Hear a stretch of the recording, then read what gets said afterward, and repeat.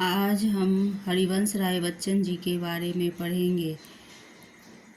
हरिवंश राय बच्चन जी का जन्म सन 1907 इलाहाबाद में हुआ था। प्रमुख रचनाएं उनकी इस प्रकार हैं: मधुशाला 1935, मधुबाला 1938, मधु कलश 1938, निशा निमंत्रण, एकांत संगीत, आकुल अंतर, मिलन यामिनी, सतरंगिनी, आरती और अंगारे, नए पुराने झरोखे, टूटी फूटी कड़ियाँ संग्रह, काव्य संग्रह हैं। क्या भूलूं क्या याद करूं, नीर का बसेरे से दूर,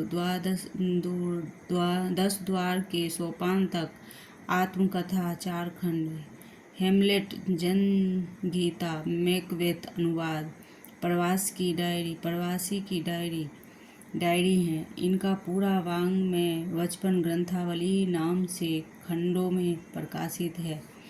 निधन सन 2003 में मुंबई में हुआ था।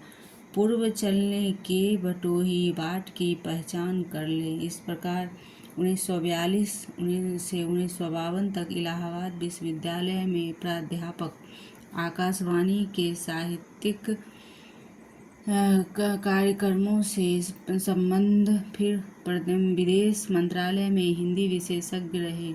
दोनों महायुद्धों के बीच मध्यम वर्ग के विक्षुब्ध विकल मन को बच्चन ने वाणी का वरदान दिया। उन्होंने छायावाद की लांछनिक व्यक्तिगत जीवन में घटी घटनाओं की सहज अनुभूति की ईमानदार अभिव्यक्ति बच्चन के यहाँ की कविता बनकर प्रकट हुई। यह विशेषता हिंदी काव्य संसार में उनकी विलक्षण लोकप्रियता का मूल आधार है। मध्ययुगीन फारसी के कवि उमर खयाम का मस्तानापन हरिवंश राय बच्चन की प्रारंभिक कविताओं, विशेषकर मधुशाला में एक अद्भुत अर्थ विस्तार पाता है। जीवन का एक तरह का मधु कलश है, दुनिया मधुशाला है, कल्पना साकी और कविता वह प्याला है जिसमें ढाल कर जीवन पाठक को पिलाया जाता है। कविता एक घूंट जीवन का एक घूंट है।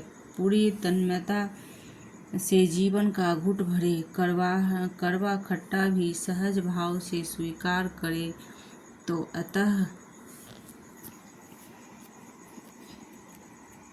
अंततः एक सूफियाना सी बेख्याली मन में छाएगी, मन पर छाएगी। एक बहाने सारी दुनिया से इश्क हो जाएगा। तेरा मेरा के समस्त झगड़े काफूर हो जाएंगे। इसे बच्चन का हालावादी दर्शन कहते हैं। यह बात ध्यान देने योग्य है कि उनकी युगबोध संबंधी कविताएं जो बाद में